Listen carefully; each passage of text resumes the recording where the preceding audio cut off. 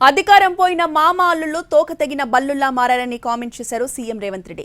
సమస్యలపై చర్చించేందుకు అసెంబ్లీకి రాకుండా తప్పించుకుంటున్నారని ఆరోపించారు.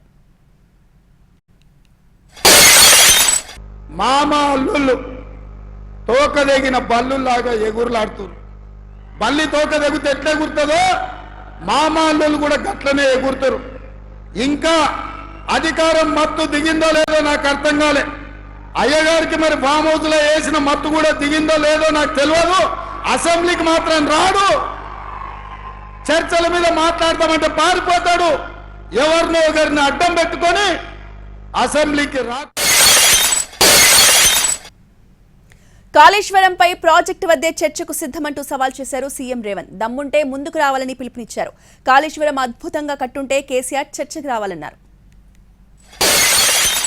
సూటిగా సవాలు విసురుతున్న కేసీఆర్, నువ్వు కట్టిన అద్భుతం ఏందో, ఈ అద్భుతం తెలంగాణకు ఏ రకంగా ఉపయోగపడుతుందో మేమందరం వస్తాం, ఆమె కూర్చుందాం, నిపుణులను పిలిపిద్దాం, మేధావులను పిలిపిద్దాం, తెలంగాణ సమాజాన్ని ఆహ్వానిద్దాం, అన్ని ప్రభుత్వమే ఏర్పాటు చేస్తుంది. నీకు దమ్ము, ధైర్యం, నీతి, నిజాయితీ, చిత్తశుద్ధి ఉంటే రా కాళేశ్వరం పోదాం.